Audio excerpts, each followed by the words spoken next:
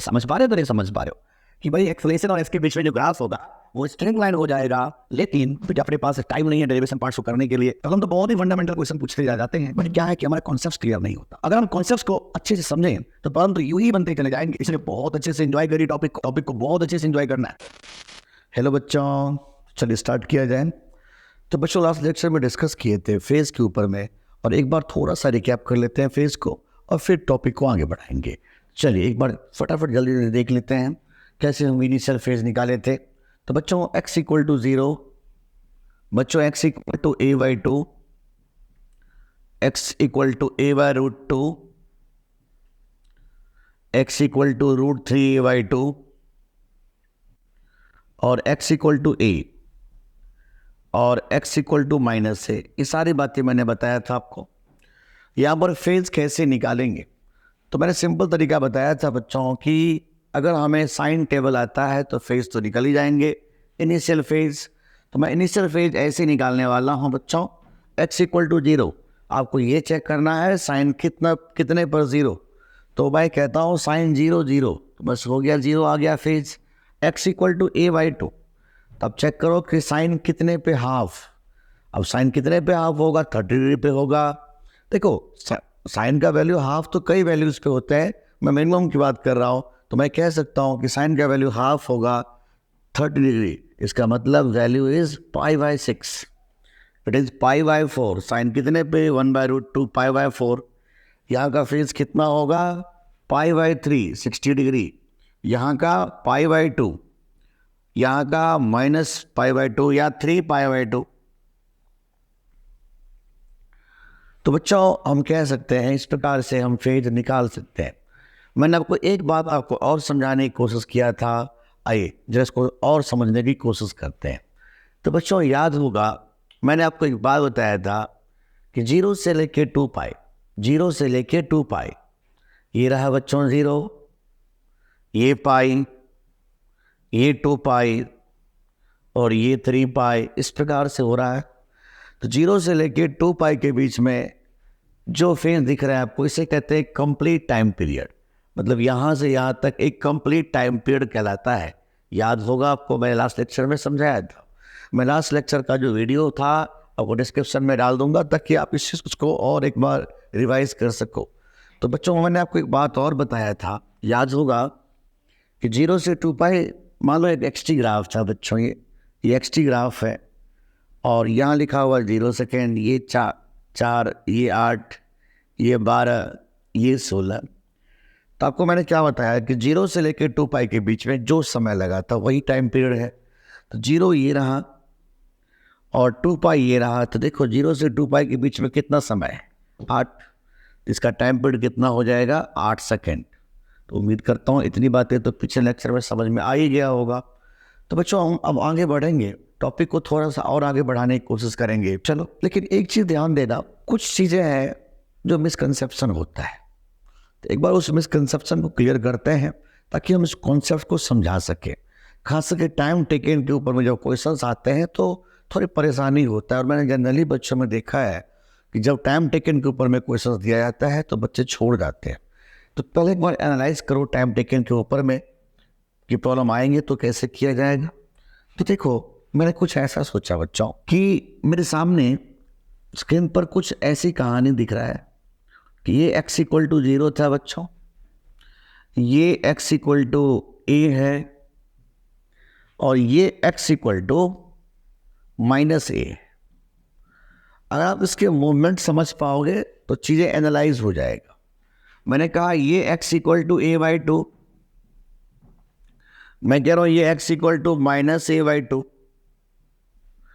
अगर इसका मूवमेंट आप देखो, पेंडुलम का ले लो, स्प्रिंग का ले लो, तो मैं कहता हूँ कि पहली बार में ऐसे जा रहा होगा, मान लो मीन पोजीशन से एक्सट्रीम की तरफ गया, फिर आप कहोगे एक्सट्रीम से मीन की तरफ आ रहा होगा, फिर आप कहोगे इस मीन से इस एक्सट्रीम की तरफ आ रहा होगा, फिर आप कहोगे इस एक्सट्रीम से मीन की तरफ आ रहा होगा may be.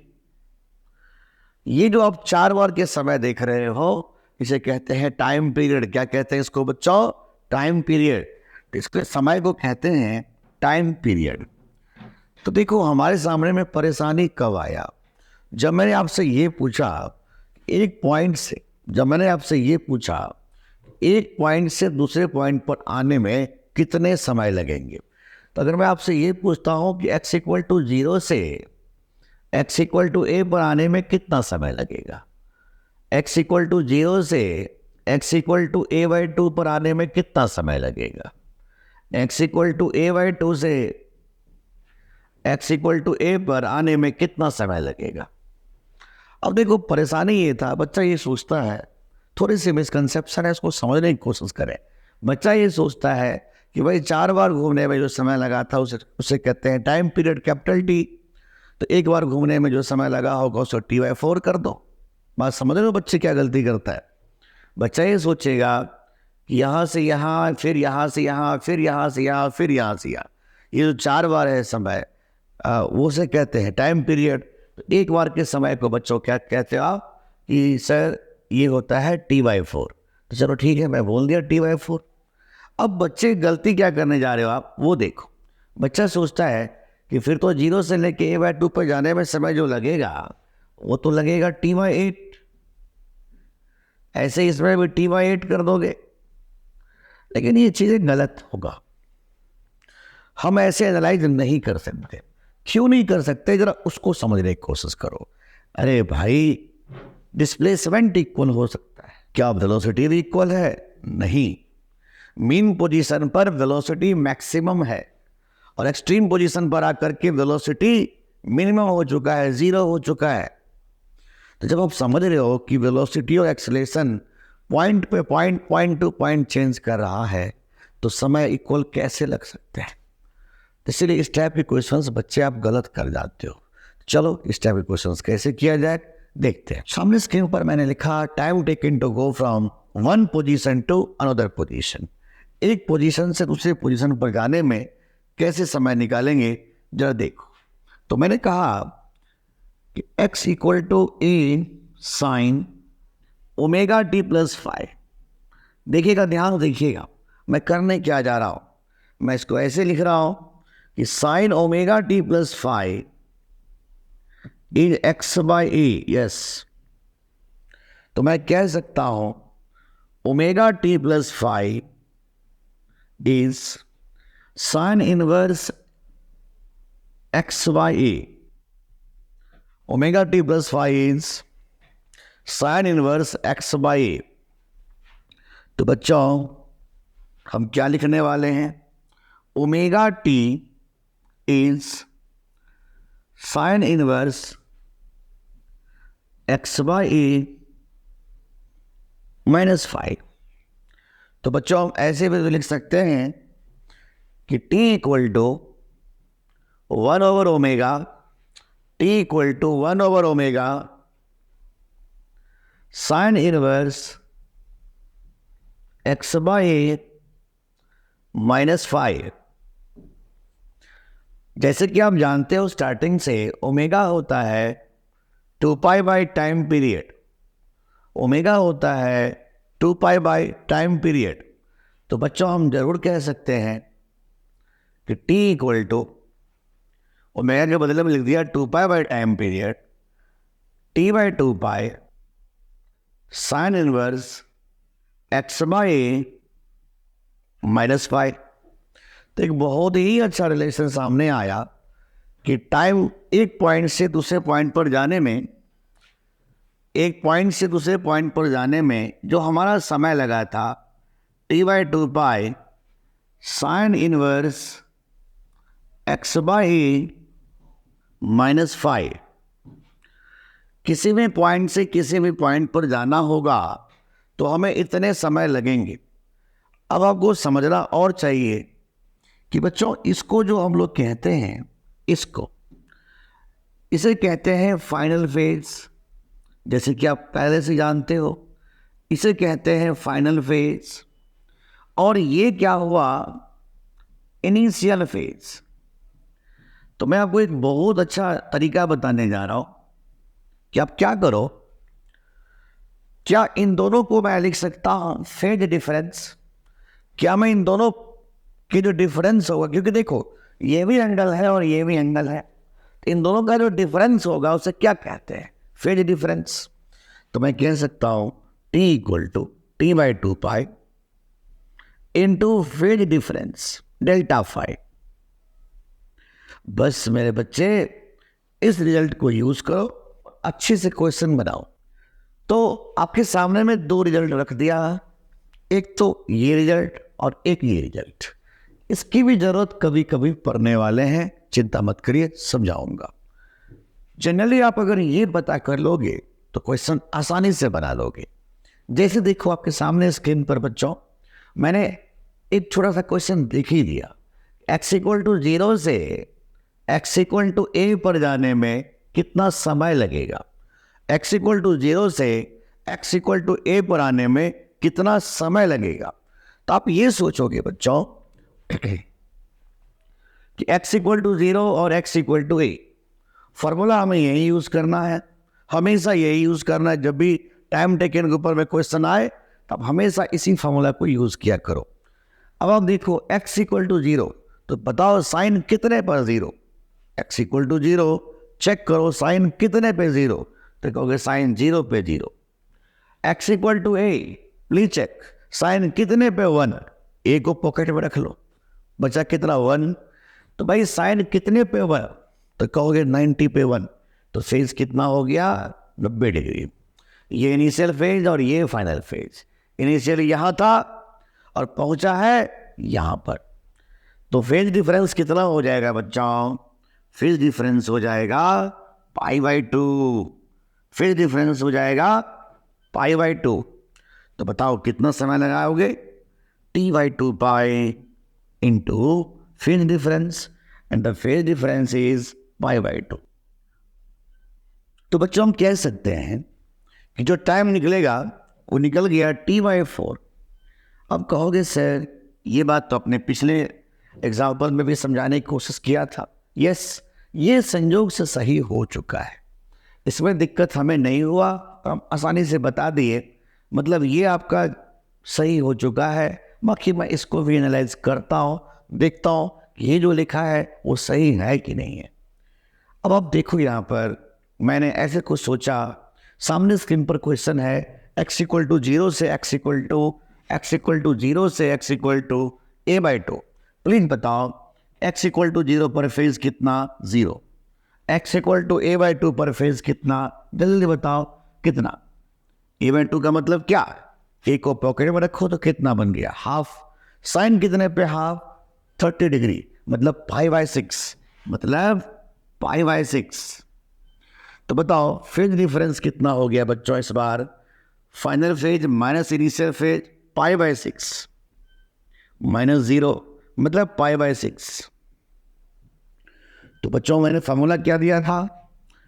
T equal to T/2 into phase difference, and the phase difference is π/6, π/6। तो कितना समय आपने बता दिया? T equal to T/12। देख रहे हो, आप तो सोचे थे कि T/8 आएगा, अरे ये क्या देख रहे हो, ये तो T/12 आ गया भाई। यही तो मैंने समझाने की कोशिश किया था कि जब इसकी वेलोसिटी कांस्टेंट है ही नहीं, जब इसकी स्पीड कांस्टेंट ही नहीं है, एक्सेलरेशन कांस्टेंट ही नहीं है, तो आप इक्वल डिस्टेंस इक्वल टाइम में कैसे कवर कर सकते हो? समझा? ऐसे बोलो समझ में आया कि नहीं आया? फिर सोचो, यहां पर केस देखो, x इक्वल टू a/2 और x इक्वल टू e। हम क्या सोचेंगे? x इक्वल टू a/2 पर फेज कितना है? जल्दी बताओ। ये इनिशियल है और ये फाइनल है, यहां से चला और यहां पहुंचा। x इक्वल टू a/2 पर फेज कितना? 30 डिग्री, π/6। और x इक्वल टू a पर फेज कितना? x इक्वल टू a पर इनिशियल फेज कितना? 90 डिग्री। भाई a को पॉकेट में रखो, बचा कितना? 1। साइन कितने पे 1? 90 डिग्री, तो लिख दिया मैंने 90 डिग्री। तो बताओ दोनों के बीच में फेज डिफरेंस बच्चों कितना होगा? 90 में से 30 गया 60, 90 में से 30 गया 60। तो इसका जो फेज डिफरेंस होगा बच्चों π/2 माइनस π/6। तो फेज डिफरेंस हो जाएगा π/3। फेज डिफरेंस हो जाएगा π/3।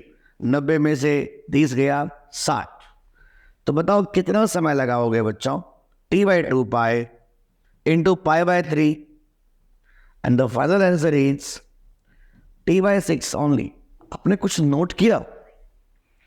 आपने ये नोट किया x = 0 से x = a/2 पर जाने में जो समय लगा था उसका डबल समय लग रहा है a/2 से a पर जाने में।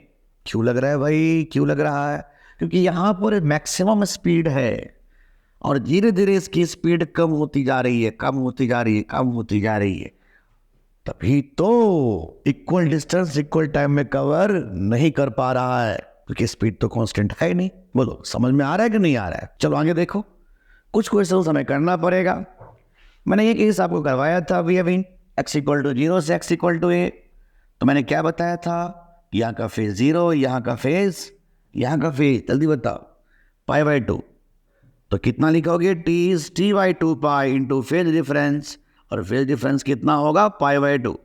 पाई से पाई गया तो t = t/4। यही तो करवाया था मैंने भी। मैंने फिर बताया x = 0 से x = a/√2। जल्दी बताओ, x = 0 पर फेज कितना? 0। और x = a/√2 पर फेज कितना? जल्दी बताओ, x = a/√2 पर फेज कितना? कैसे निकालते हो फेज?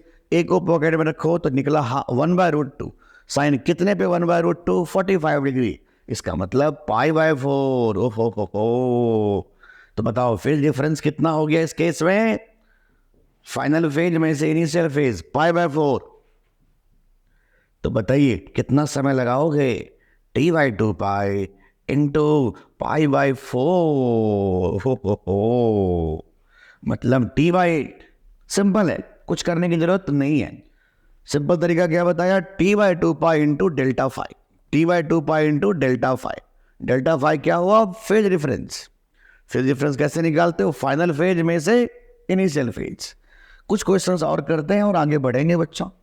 वो आपके सामने में कुछ PYQ करने जा रहे हैं।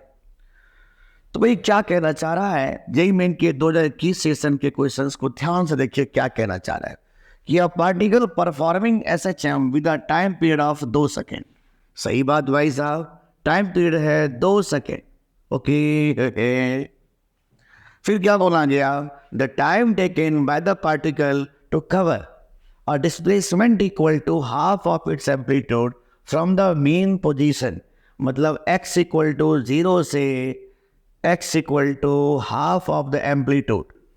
मतलब x = 0 से x = a/2 पर जाने में पहले कितना समय लगा था? अभी अभी अभी अभी अभी अभी अभी अभी देखे थे। क्या देखे थे भाई? x = 0 से x = a/2 पर आने में कितना समय लगा था? t/12। कितना समय लगा था? t/12। इसका मतलब ये जो समय लगा था ये लगा था t/12। अब देखो, हमें t का वैल्यू गिवन है, t का वैल्यू 2 सेकेंड। तो मैं लिख सकता हूं 2/12। तो कितना समय लगा था बच्चों? 1/6। और इसका जो वैल्यू है, इस भाई साहब ने बोला कि ये है 1/a। ये कितना है? 1/a। तो बताओ a का वैल्यू कितना?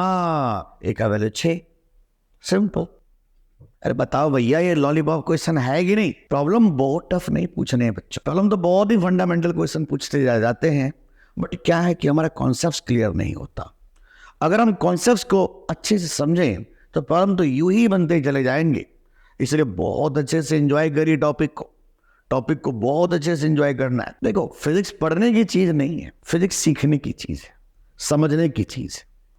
जिस दिन मेरे बच्चे आप फिजिक्स पढ़ने लगे, याद करने लगे, समझ लो कहानी वहीं से खत्म हो गया। तो भाई थोड़े अच्छे से कॉन्सेप्ट समझने की कोशिश करो। तो फाइनली मैंने क्या बताया कि जब भी आपको टाइम टेकन के ऊपर में क्वेश्चन पूछा जाए तो आप जरूर कहा करो कि t = t/2 पाई इंटू ΔΦ। और ΔΦ क्या था? Phase difference. ΔΦ क्या था?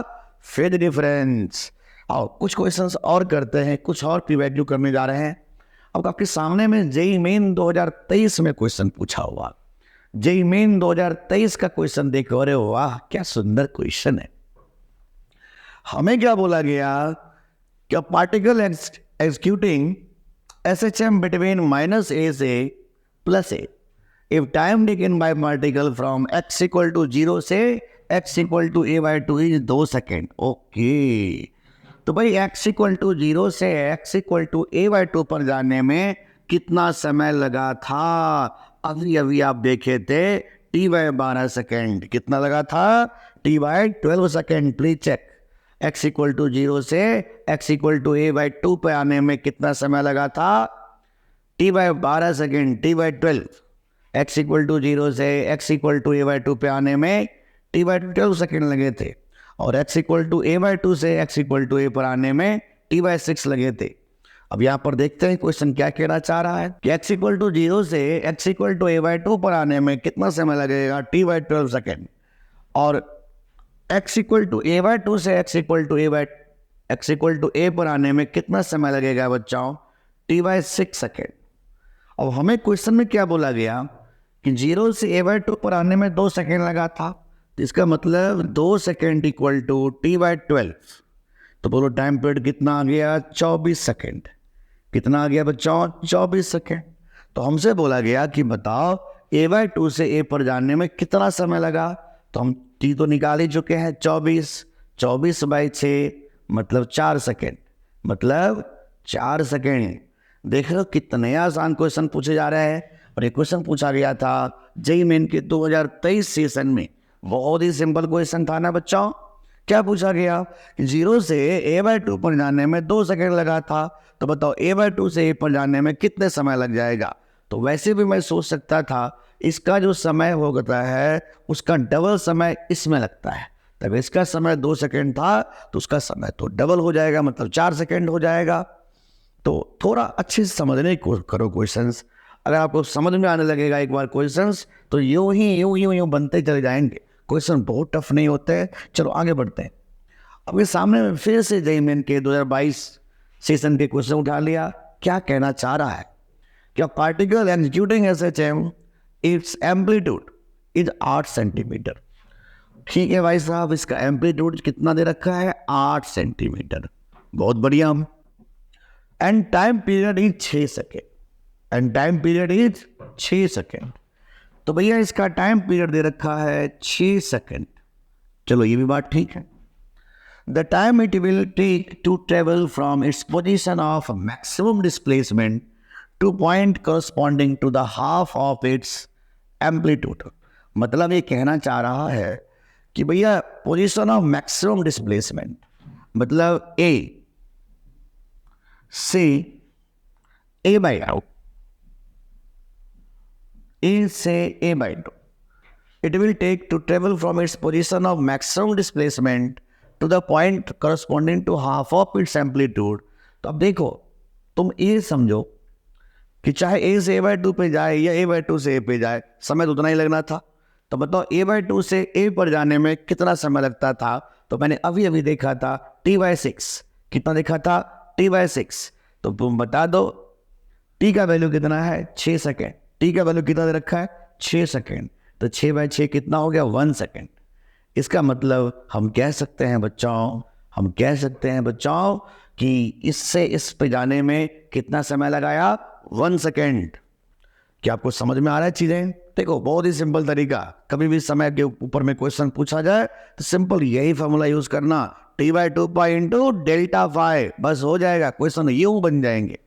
और 2-3 रिजल्ट तो हमेशा याद रखो, 0 से A by 2 और A by 2 से A याद रखोगे हमेशा, तो बड़ी काम की रिजल्ट है कि 0 से A by 2 पे जाने में t by 12 और A by 2 से A पे जाने में t by 6। बस इस पे ज़रा जनरली जो क्वेश्चंस मैंने देखा है आपके एग्जाम में, वो मैक्सिमम टाइम इसी पे क्वेश्चन पूछ लेता है, 0 से A by 2 या A by 2 से A।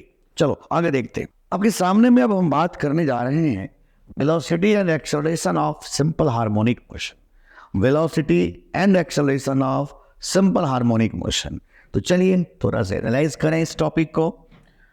बच्चों जैसे कि आप जानते हो कि x इक्वल टू होता है a sine omega t plus phi. हमें क्या चाहिए? वेलोसिटी। क्या चाहिए मेरे बच्चे? वेलोसिटी।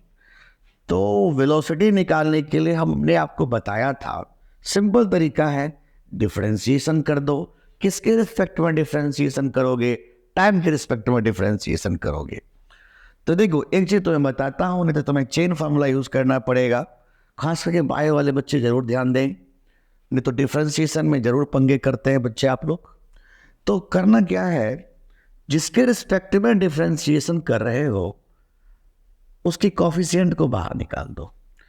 तो इसका डिफरेंशिएशन क्या होगा? ये तो ए ही रहेगा। साइन का डिफरेंशिएशन कॉस, ऐसे ही लिख दो। लेकिन करना क्या है कि जिसके रिस्पेक्ट में डिफरेंशिएशन कर रहे हो उसकी कॉफिशिएंट को बाहर भी निकाल दो। हो गया, यही डिफरेंशिएशन का तरीका होगा। अदरवाइज आप उसको चेन फार्मूला से करोगे और चेन लगाओगे थोड़ी समय लग जाता है। और ख़ास करके जो प्री मेडिकल वाले बच्चे होते हैं, जो नीट वाले स्टूडेंट्स होते हैं, वो उसको डिफरेंशिएशन देखते ही थोड़े पंगे होते। तो आपको मैंने थोड़ा सा बचाने की कोशिश किया कि आपको दिमाग ज़्यादा नहीं लगाना है। अब सिंपल तरीका यही करना है कि जिसके रिस्पेक्ट में डिफरेंशिएट कर रहे हो उसकी कॉफिशिएंट को बाहर निकाल दो। बात खत्म। बाहर निकाल दो मतलब बाहर रख दो, अंदर तो रहेगा ही, बाहर भी कर दो, बस हो गया। अब यही हुआ वेलोसिटी। अब हमें थोड़ा सा इसको सॉल्व करने की कोशिश करेंगे। तो चलो सॉल्व कैसे करेंगे, थोड़ा ध्यान दो बच्चों। मैंने यहाँ सोचा, देखो थोड़ा मैथमेटिकल चीज़ें हैं, ध्यान समझना होगा आपको। क्या मैं लिख सकता हूँ sine omega T plus five is X by A? Sine omega T plus five is X by A. तो बच्चों हमें चाहिए क्या? Cos omega T plus five. हमें तो चाहिए था cos omega T plus five.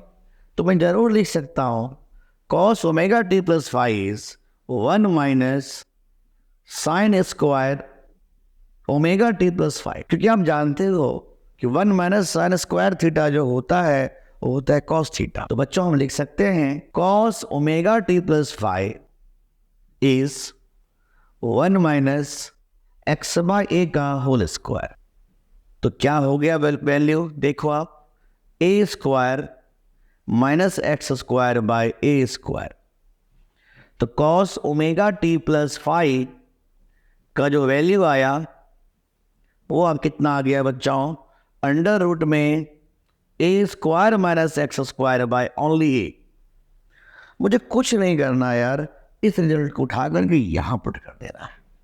देखो बाय वाले स्टूडेंट्स, आपको इसमें कोई कन्फ्यूजन नहीं होनी चाहिए। तो आपको एक काम और कर देना है, जो फाइनल रिजल्ट आएगा उसको ज़रूर याद रखें ताकि डेरिवेशन पार्ट्स में थोड़े से बचे, क्योंकि अपने पास टाइम नहीं है डेरिवेशन पार्ट्स को करने के लिए। तो चलो कोई नहीं, मैं फिर से समझाता हूँ। हमें कुछ नहीं करना था, हमें cos omega T plus five का वैल्यू चाहिए था। तो मैंने क्या किया, यहाँ से साइन निकाल लिया। Sign omega T plus five को मैंने लिख दिया एक्स बाई ए। तो भाई cos omega T plus five क्या होगा?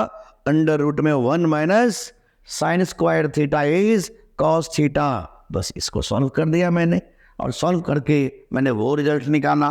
और मैंने यहाँ से बताया कि v equal to A omega cos omega T plus five का वैल्यू कितना है? अंडर रूट में ए square minus x square by A square minus x square by A. और हम कह सकते हैं बच्चों, इस ए से इस ए को कैंसिल कर दिया मैंने। तो देख सकते हो वेलोसिटी का फॉर्मूला बहुत शानदार तरीके से आ गया। ओमेगा अंडर रूट में ए स्क्वायर माइनस एक्स स्क्वायर। अब यही जो फॉर्मूला हो गया velocity at any position, velocity at any position. The final result क्या है? v equal to omega under root में ए square minus x square. This is velocity at any position. किसी भी पॉइंट पर अगर वेलोसिटी पता करना हो तो बस इस x का वैल्यू पुट कर दो, रिजल्ट निकाल लो। अब मैं थोड़ा सा इस पे और मॉडिफाई करने की कोशिश करूंगा। मैंने कहा मैक्सिमम वेलोसिटी। भाई बहुत अच्छा बात, हमें तो पता है फॉर्मूला वेलोसिटी का कितना होता है, ओमेगा अंडर रूट में ए स्क्वायर माइनस एक्स स्क्वायर। और जैसे ही मैंने बोला मैक्सिमम वेलोसिटी, तो मैं तो जानता हूं कि मीन पोजीशन पर ही मैक्सिमम वेलोसिटी होता है। और मीन पोजीशन का मतलब बच्चों एक्स का वैल्यू 0। भाई ये तो बात मैं पहले से जानता हूं कि मीन पोजीशन पर वेलोसिटी मैक्सिमम और एक्सट्रीम पर वेलोसिटी 0। तो भाई मीन पोजीशन पर एक्स का वैल्यू 0 होता है, बस इसको वैल्यू पुट कर दो। तो क्या लिख सकते हो, v equal to omega under root में a स्क्वायर माइनस 0 स्क्वायर। अब ये v नहीं रहा, ये कहलाया v मैक्स। तो बताओ v मैक्स का फार्मूला कितना आ गया, a ओमेगा। तो maximum velocity is a omega. मैंने फिर पूछा आपसे acceleration at any position, acceleration at any position. Chapter का शुरुआती मैंने यहीं से किया था। एक्सेलरेशन का फॉर्मूला होता है minus omega square x. Acceleration का फॉर्मूला होता है minus omega square x. Last lecture में, लास्ट वीडियो में आप देख सकते हो, मैंने इसको डिराइव किया। तो ये आपको रिजल्ट याद ही रखना है, acceleration at any position is minus omega square x. मैंने फिर पूछा बच्चों कि मैक्सिमम एक्सेलरेशन कितना होगा। तो सिंपल तरीका यार, मैक्सिमम एक्सेलरेशन होता कहाँ है, at extreme position, at extreme position. और एक्सट्रीम पोजीशन पर एक्स का वैल्यू क्या लिखोगे, या तो प्लस ए या माइनस ए। एक्सट्रीम पोजीशन पर, एक्सट्रीम पोजीशन पर बच्चों, at extreme position x equal to या तो लिखते हो प्लस ए या माइनस ए। तो बताओ एक्सेलरेशन के जो मैक्सिमम वैल्यू होंगे वो कितना हो जाएगा बच्चों, ए मैक्स इज माइनस में ओमेगा स्क्वायर ए, माइनस में ओमेगा स्क्वायर ए। जैसे इस एक्स का वैल्यू पुट करोगे तो मैक्सिमम एक्सेलरेशन निकल जाएगा। तो आपके सामने में मैंने जो जो बात किया है समझ में आ गया होगा। वेलोसिटी एट एनी पोजीशन, तो आपका जवाब होगा v equal to omega under root में ए square minus x square. This is velocity at any position. मैंने फिर बात किया मैक्सिमम वेलोसिटी, तो मैक्सिमम वेलोसिटी कहाँ होता है, मेन पोजीशन पर। तो इस वक्त क्या लिखोगे, वी मैक्स का वैल्यू ए ओमेगा। मैंने फिर पूछा एक्सेलरेशन एट एनी पोजीशन, तो मैंने लास्ट लेक्चर में इसको समझाया था कि एक्सेलरेशन इक्वल टू होता है minus omega square x. Acceleration equal to होता है माइनस ओमेगा स्क्वायर एक्स। तो बस इस वैल्यू में जैसे ही मैंने मैक्सिमम पूछा, तो मैं जानता हूँ मैक्सिमम एक्सट्रीम पोजीशन पर होता है एक्सेलरेशन, तो बस मैंने पुट कर दिया और इसका वैल्यू ये निकाला। देखो ये जो वैल्यू होगा वो माइनस में भी होगा और प्लस में भी होगा। एक्स इक्वल टू माइनस भी पुट कर सकता हूँ मैं और प्लस भी पुट कर सकता हूँ। फिर मैंने बोला वेलोसिटी एट एनी टाइम। तरीका देखो थोड़ा ध्यान से। तुम्हें करना क्या है कि जो भी इक्वेशन गिवन होगा, मान लो यही इक्वेशन बच्चों गिवन था, a sine omega T plus five. जब भी वेलोसिटी पूछा जाए किसी टाइम पर, पोजीशन पर नहीं टाइम पर, तो क्या करो, इसको डिफरेंशिएट कर दो, क्योंकि मुझे इंस्टेंटेनियस आना चाह रहा है वो। तो मैं इसको डिफरेंशिएट कर देता हूँ टाइम के रिस्पेक्ट में, तो निकल जाता है a omega cos omega T plus five. और हमें कुछ दिमाग लगाने की जरूरत नहीं है, बस यहाँ पर टाइम पुट कर दो, यहाँ पर टाइम पुट कर दो और रिजल्ट निकाल दो। जो समय दे रखा है क्वेश्चन में यहाँ पर पुट कर दो और वैल्यू निकाल लो। अगर आपसे पूछा जाता है एक्सेलरेशन किसी समय पे, किसी पोजीशन पर नहीं, मैक्सिमम भी नहीं, किसी टाइम पर, तो आप क्या करो, जो भी क्वेश्चन गिवन होगा, जो भी क्वेश्चन गिवन होगा, a sine omega T plus five, या जो भी आपके क्वेश्चन में गिवन होगा, उसको दो बार डिफरेंशिएट कर लो। एक और डिफरेंशिएट करते हो, एक और डिफरेंशिएट करोगे बच्चों, तब तो वेलोसिटी निकल जाएगा a omega cos omega T plus five. इसको एक बार डिफरेंशिएशन और कर लो बच्चों। जैसे इसको एक बार और डिफरेंशिएशन करोगे, जैसे इसको डिफरेंशिएशन एक बार और करोगे, तो ये वैल्यू आ जाएगा माइनस ओमेगा स्क्वायर ए। कॉस का डिफरेंशिएशन माइनस साइन होता है, sign omega T plus five. और बस इसमें समय का वैल्यू पुट कर दो। जैसे समय का वैल्यू पुट कर दिया और रिजल्ट निकाल लिया। तो याद रखें, मैं आपको फाइनल टेस्ट दे रहा हूं कि जैसे मुझसे पूछा, देखो ज़्यादा बातें नहीं पूछे जाते, थोड़ी सी बातें पूछे जाते हैं। Velocity at any position, simple जवाब v equal to omega under root में ए square minus x square. Maximum velocity कहाँ होता है, मेन पोजीशन पर ए ओमेगा, मतलब वहां पर एक्स का वैल्यू 0 पुट कर दिया।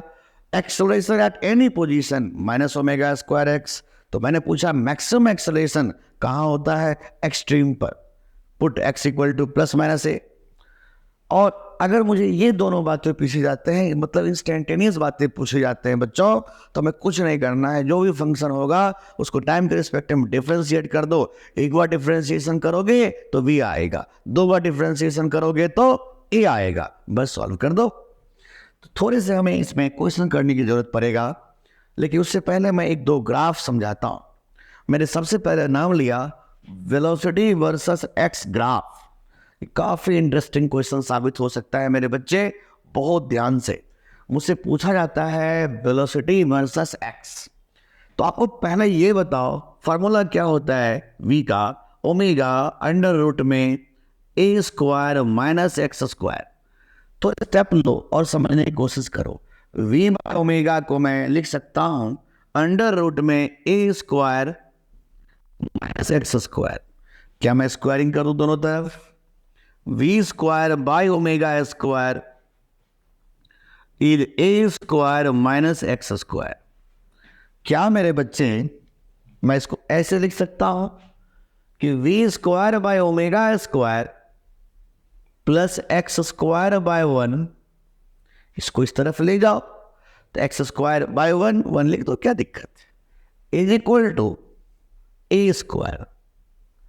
और जैसे कि आप जानते हो स्टार्टिंग से, it is the equation of ellipse, x square by A square plus y square by b square बराबर समथिंग कांस्टेंट। तो ये किसका इक्वेशन होता है? इलिप्स का। किसका होता है? इलिप्स का। मैंने आपको मैथमेटिकल टूल्स में सारी बातें समझा रखा हूं कि भाई x square by A square plus y square by b square is 1 या कांस्टेंट। तो ये क्वेश्चन किसका होता है? इलिप्स का। जनरली मैंने देखा है कि मैथमेटिकल चीज जैसे ही आते हैं तो उसको समझ में कम आने लगता है, तो बिल्कुल घबराने की जरूरत नहीं है। आपके लिए मैंने मैथमेटिकल टूल्स के नाम का एक वीडियो ऑलरेडी प्रोवाइड कर दिया है अपने चैनल पे, तो आप इसको जरूर देखें। और उसमें से कोई भी दिक्कत हो तो आप मुझे कमेंट बॉक्स में कमेंट करें। और अगर मेरा वीडियो आपको अच्छा लगता हो तो लाइक करें, शेयर करें और सब्सक्राइब भी करें, ताकि मेरे हर अपडेट्स आपको मिलता रहे समय टू समय। तो चलो खैर बातें आगे बढ़ाएं। तो यहाँ पर आप देखो तो ये इक्वेशन आ गया और ये तो इक्वेशन इलिप्स का है। तो मैं कह सकता हूँ कि वेलोसिटी वर्सेस एक्स ग्राफ जो होगा वो एलिप्टिकल होगा। ये इलिप्स है। कैसा है? इलिप्स। जनरली हमारे एग्जाम में ये क्वेश्चंस पूछे ही जाते हैं कि v और x के बीच में ग्राफ कैसा होगा, तो कहोगे सर ये एलिप्टिकल होगा, ये एलिप्स वाला ग्राफ होगा बच्चों। ठीक है, नेक्स्ट देखो। मैंने बोला एक्सेलरेशन वर्सेस x। बढ़िया बात भाई साहब। पहले मुझे ये बताओ एक्सेलरेशन का फॉर्मूला क्या होता है? एक्सेलरेशन का फॉर्मूला होता है minus omega square x. Acceleration का फॉर्मूला होता है माइनस ओमेगा स्क्वायर एक्स। अब यहां पर आप देख सकते हो ये रहा एक्सेलरेशन और ये रहा एक्स। अब ध्यान दो, एक्सेलरेशन को आपने कहां रखा है बच्चों? वाई एक्सिस पे। और एक्स को कहां रखा है आपने? एक्स एक्सिस पे। तो मैं इसको लिख सकता हूं y बराबर माइनस एम एक्स। इंटरसेप्ट तो है ही नहीं, और भाई ये तो स्ट्रेट लाइन का ग्राफ है जिसका स्लोप नेगेटिव है। नेगेटिव स्लोप का मतलब बच्चों ये वाला ग्राफ हो गया। तो समझ पा रहे हो तो नहीं समझ पा रहे हो कि भाई एक्सेलरेशन और एक्स के बीच में जो ग्राफ होगा वो स्ट्रेट लाइन हो जाएगा, लेकिन नेगेटिव स्लोप। अब यहां पर देख सकते। अच्छा एक बात और देखना, कई बार हमारे एग्जाम में क्वेश्चंस पूछे जाते हैं, कई बार ये वैल्यूज दे रखा होगा, ये वैल्यूज वगैरह वगैरह वगैरह देख रखा होगा। तो याद रखना इस ग्राफ का जो स्लोप होगा वो ओमेगा स्क्वायर के बराबर होगा। वाह मजा आ गया। इस ग्राफ का जो स्लोप होगा वो ओमेगा स्क्वायर के बराबर होगा। अरे बोलिए, इस ग्राफ का जो स्लोप होगा वो ओमेगा स्क्वायर के बराबर होगा। तो मैं कह सकता हूं कि ओमेगा का वैल्यू कितना हो जाएगा? सोचो और जवाब दो। ओमेगा का वैल्यू कितना हो जाएगा? तो कहोगे अंडर रूट में स्लोप। और ओमेगा होता क्या है? 2 by time period is under root में स्लोप। तो कभी भी आपको ऐसा क्वेश्चन पूछ ले, कभी भी आपको ऐसा क्वेश्चन पूछे बच्चों कि इसका टाइम पीरियड क्या है, ग्राफ दे दिया और टाइम पीरियड पूछ ले तो बस स्लोप निकाल दो एक्सेलरेशन वर्सेस एक्स का, तो मेरा निकल जाता है ओमेगा स्क्वायर। और मैं कह सकता हूं कि time period is 2 pi under root में slope, 2 pi divided by under root में स्लोप। तो कभी भी ऐसे क्वेश्चंस आएगा तो जरूर कर लेना। तो आपको दो ही बातें बच्चों यहाँ पर पूछे जाते हैं। पहली बात पूछा जाएगा कि एक्सेलरेशन वर्सेस एक्स ग्राफ कैसा होगा। लेकिन अगर कई बार हमसे ऐसी भी बातें पूछ देगा कि मैथमेटिकल वैल्यू दे रखा होता है और कहता है बताओ ये रहा एक्सेलरेशन वर्सेस एक्स का ग्राफ और बताओ इसका टाइम पीरियड क्या है, तो we can very easily calculate कि बच्चों करना क्या होगा। सिंपल है, क्या करना होगा, तो मैं जानता हूं acceleration equal to minus omega square x, तो इस ग्राफ का जो स्लोप होगा वो ओमेगा स्क्वायर होगा। तो मैं लिख सकता हूं कि slope equal to omega square, तो ओमेगा कितना होगी अंडर रूट में स्लोप, तो बस टाइम पीरियड निकाल दो 2 pi divided by under root में स्लोप। फिर मैंने बोला कि फोर्स वर्सेस एक्स, तो जैसे कि आपको पता है कि एसएचएम का जो फोर्स होता है वो होता है माइनस में के एक्स। क्या होता है? माइनस में के एक्स। तो अगर ग्राफ आपको पूछा जाए बच्चों, अगर आपको ग्राफ पूछा जाए कि फोर्स वर्सेस एक्स का ग्राफ कैसा होगा, तो ये भी वही कहानी ले लिया y equal to minus M x. तो भाई इसका भी तो कहानी मुझे वैसा ही दिख रहा है, बस स्लोप क्या है इसका भी नेगेटिव स्लोप है। तो इस ग्राफ का जो स्लोप होगा वो किसको बताएगा? फोर्स कांस्टेंट को रिप्रेजेंट करेगा। इस ग्राफ का जो स्लोप होगा मतलब माइनस के जो है वो किसको रिप्रेजेंट करेगा? फोर्स कांस्टेंट को रिप्रेजेंट करेगा बच्चों। तो उम्मीद करता हूँ ग्राफ से रिलेटेड जो भी बातें पूछे जाएंगे तो हमारे बच्चे तो आसानी से कर लेंगे। चलो टॉपिक को आगे बढ़ाया जाए। ठीक है बच्चों, आपने नोट कर लिया होगा, टॉपिक आगे बढ़ाया जाए। तो कुछ क्वेश्चंस के माध्यम से इसको समझने की कोशिश करेंगे और कुछ प्रैक्टिस हमें होना चाहिए क्वेश्चंस के ऊपर में बच्चों। तो मैंने आपके सामने स्क्रीन पर एक छोटा सा क्वेश्चन रखा और मेरा क्वेश्चन क्या था कि particle executing SHM as given है ये, तो हमें कई सारी बातें पूछा जाए तो हमें कुछ भी नहीं करना है, सिंपल तरीका अपनाना है कि जो भी आपका स्टैंडर्ड इक्वेशन है उससे आप कंपेयर कर लो। आपका स्टैंडर्ड इक्वेशन बच्चों यही तो है, आपका स्टैंडर्ड इक्वेशन यही तो है कि x equal to A sine omega T plus five. कुछ नहीं करो, यहाँ से कंपेयर करो और रिजल्ट दे दो। कंपेयर जैसे ही किया तो ए का वैल्यू कितना आ गया? 3। बहुत अच्छी बात। बोलो ओमेगा का वैल्यू कितना आ गया? 2 पाई। बोलो इनिशियल फेज कितना आ गया? Pi by 4। तो हमसे जो जो बातें पूछा जा रहा है और उस पर चर्चा कर लेते हैं। क्या हमने ए निकाल लिया? यस। हमने ओमेगा भी निकाल लिया? यस। क्या हमने 5 भी निकाल दिया? बिल्कुल सही बात। मुझे और क्या चाहिए था? टाइम पीरियड और फ्रीक्वेंसी। तो मैं जानता हूँ ओमेगा होता है 2 pi by time period, omega है 2 pi equal to 2 pi by time period. तो 2 पाई से 2 पाई कैंसिल आउट, तो टाइम पीरियड आ गया 1 सेकेंड। तो मैंने टाइम पीरियड भी निकाल लिया। अब हमसे पूछा जाता है फ्रीक्वेंसी। तो बच्चों जानते हो फ्रीक्वेंसी क्या होता है? 1 ओवर टाइम पीरियड। फ्रीक्वेंसी होता है 1 ओवर टाइम पीरियड। तो देखो टाइम पीरियड कितना था? 1 सेकेंड। तो 1/1 मतलब 1 हर्ट्ज या 1 पर सेकेंड। तो मेरा फ्रीक्वेंसी भी आ चुका है 1 पर सेकेंड या 1 हर्ट्ज। मुझे फिर पूछा गया total length of the path, मतलब पूरे रास्ते की लंबाई कितनी है। तो ये तो बहुत आसान है आपके लिए। पूरे रास्ते की लंबाई क्या होगा सोच के देखो। ये 0 ये ए, ये 0 ये ए, मतलब माइनस ही सही। तो पूरा लेंथ जो होगा वो होगा ट्वाइस में। अरे पूरे रास्ते की लंबाई क्या होने वाली है? ए 2a। अब ए क्या है? 3 यूनिट।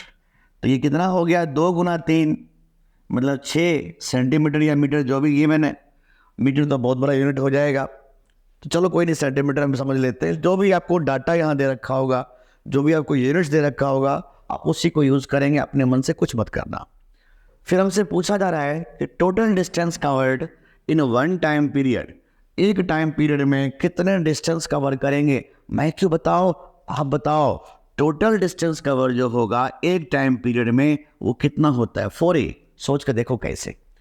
ए 0 ए 0 ए ए 0 0 माइनस ए 0।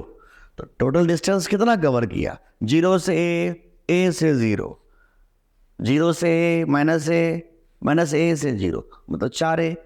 मैं डिस्टेंस की बात कर रहा हूँ, डिस्प्लेसमेंट तो 0 हो जाएगा। डिस्टेंस कितना कवर करेगा? 4a। तो भाई यहाँ पर a है कितना? 3। तो मैं क्या कह सकता हूँ? 4 गुना 3 12। तो टोटल डिस्टेंस जो कवर करेगा वो कितना हो जाएगा? 12। फिर मैंने बोला velocity of particle at any position. देखो मैंने पहले ही बता दिया कि वेलोसिटी के जब भी क्वेश्चंस आएंगे तो पहली बात ये देख लेना कि किसी पर्टिकुलर समय पे पूछ रहा है कि किसी पर्टिकुलर पोजीशन पे पूछ रहा है। अगर वो पोजीशन पे पूछा तो आपको कुछ नहीं करना है, डायरेक्टली इस फॉर्मूला को यूज कर लेना है, ओमेगा अंडर रूट में ए स्क्वायर माइनस एक्स स्क्वायर। अब ओमेगा का वैल्यू आपने पहले से निकाल रखा है 2 पाई, बस पुट कर दीजिए 2 पाई अंडर रूट में ए का वैल्यू बताइए कितना है? ए का वैल्यू निकाल रखा है आपने 3, तो पुट करिए 3 का स्क्वायर। और x कितना गिवन है बच्चों? 2, बस now solve it. 2 pi under root में 3 स्क्वायर माइनस 2 स्क्वायर, बस हो गया। यही इसका आंसर था। मैंने फिर पूछा मैक्सिमम वेलोसिटी, तो मैंने आपको पहले बता चुका हूं थोड़ी देर पहले कि वी मैक्स का जो वैल्यू होता है वो होता है ए ओमेगा।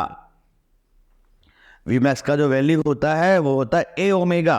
तो आप देख सकते हो ए का वैल्यू कितना है? 3, और ओमेगा का वैल्यू कितना है बच्चों? ओमेगा का वैल्यू देखो 2 पाई, तो कितना हो गया ये? 6 पाई। या तो सेंटीमीटर पर सेकेंड या मीटर पर सेकेंड, जो भी क्वेश्चन में गिवन होगा वही लिखना। फिर मैंने बोला मैक्सिमम एक्सेलरेशन। अब मैक्सिमम एक्सेलरेशन कैसे निकालते हो? तो आपका जवाब होता है ए मैक्स होता है माइनस में ओमेगा स्क्वायर ए, और एक्सेलरेशन का फॉर्मूला क्या होता है? माइनस में ओमेगा स्क्वायर एक्स। जब भी आपसे पूछा जाए मैक्सिमम एक्सेलरेशन, तो मैक्सिमम एक्सेलरेशन के लिए एम्पलीट्यूड चाहिए। ओमेगा तो पता ही है, कितना ओमेगा था? 2 पाई, तो माइनस 2 पाई का स्क्वायर गुना एम्पलीट्यूड। एम्पलीट्यूड कितना है बच्चों? 3, मतलब माइनस 12 पाई स्क्वायर। और x का वैल्यू जब 2 पुट करोगे तो एक्सेलरेशन निकल जाएगा यहाँ पर। तो मुझे उम्मीद है आपको समझ में आ रहा होगा। मुझे लगता है इसमें एक आध पार्ट्स और करवाना चाहिए। देखो यहाँ पर पूछा गया वेलोसिटी एट एनी टाइम, बहुत अच्छा। एक्सेलरेशन एट एनी टाइम, तो थोड़ा ध्यान दो बच्चों। हमारे पास जो फंक्शन है वो कितना है? x equal to 3 sine 2 pi T plus pi by 4। 3 sine x equal to 3 sine 2 pi T plus pi by 4। हमने आपको पहले से ही बता रखा है, कभी भी वेलोसिटी पूछा जाए किसी समय पे, तो मैंने क्या तरीका बताया कि आप उसको डिफरेंशिएशन करो। किसके रिस्पेक्ट में डिफरेंशिएशन करो? टाइम के रिस्पेक्ट में। चलो इस बार टाइम के रिस्पेक्ट में डिफरेंशिएशन कर देते हैं, तो v निकल जाएगा। तो टाइम के रिस्पेक्ट में कितना डिफरेंशिएशन होगा? 3 गुना 2 पाई, और साइन का differentiation cos 2 pi T plus pi by 4। कितने समय पे बात कर रहा था बच्चों? 2 सेकेंड पे। बस समय का वैल्यू 2 सेकेंड पुट कर दो, तो 3 दूनी 6 पाई cos 4 pi plus pi by 4। आपको मैं मैथमेटिकल टूल्स में सारा चीज समझा चुका हूं कि 4 पाई प्लस पाई बाई 4, कभी भी even number of even times पाई अगर होगा तो cos cos ही रहेगा, साइन साइन ही रहेगा, कुछ भी रहता है साइन भी वही। तो भाई मैं कह सकता हूं 6 पाई cos पाई बाई 4। अगर आपको इसमें दिक्कत हो रहा है तो आप मेरे मैथमेटिकल टूल्स वाले वीडियो को आप एक बार अच्छे से देख लो। 1-2 घंटे का वीडियो होगा, आप इसको अच्छे से देख लो ताकि इस टाइप की कोई जो परेशानी है वो हट जाए। नहीं तो बार बार इस टॉपिक में आपको थोड़े बहुत तो परेशान करेगा ये। तो अब देखो, ये जो पाई है ये 180 डिग्री है, और ये जो पाई है ये 3.14। तो मैं आराम से लिख सकता हूँ 6 इंटू 3.14। अगर कॉस एंगल के साथ हुआ है तो वो तो 180 डिग्री हो जाएगा, अदरवाइज 3.14।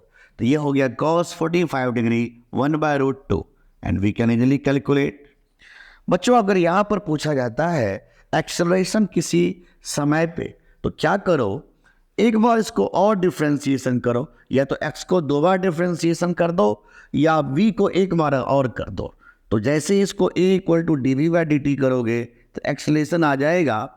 और उस केस में क्या करोगे बच्चों, टाइम का वैल्यू पुट कर दोगे और आप इसको सॉल्व कर लो। एक बार मैथमेटिकल टूल्स के वीडियो मेरा देख लेना और फिर इसको सॉल्व करने की कोशिश करना। तो उम्मीद है आपको बहुत अच्छे समझ में आ रहा होगा। तो अगर आपको बहुत अच्छे समझ में आ रहा है तो वीडियो को लाइक करें, शेयर करें और सब्सक्राइब करें। तो इससे अगले क्लास में हम लोग डिस्कस करेंगे कि एसएचएम में वी के ऊपर में, ए के ऊपर में, वेलोसिटी, एक्सेलरेशन वगैरह वगैरह जो क्वेश्चंस होते हैं उसको कैसे सॉल्व किया जाए, एनर्जी को कैसे सॉल्व किया, फेजर डायग्राम को कैसे सॉल्व किया जाए। तो नेक्स्ट लेक्चर बहुत ही इंटरेस्टिंग होने वाला है। तो आज चूंकि टॉपिक बहुत ज़्यादा हो चुका है और क्लास थोड़ा लेंदी हो चुका है, तो मैं चाहता हूँ कि इतनी लेंदी क्लास नहीं लगाया जाए और नेक्स्ट लेक्चर में हम लोग और डिस्कस करेंगे इन चीज़ों को। तो आज के लिए मेरे बच्चे इतना ही, बाय।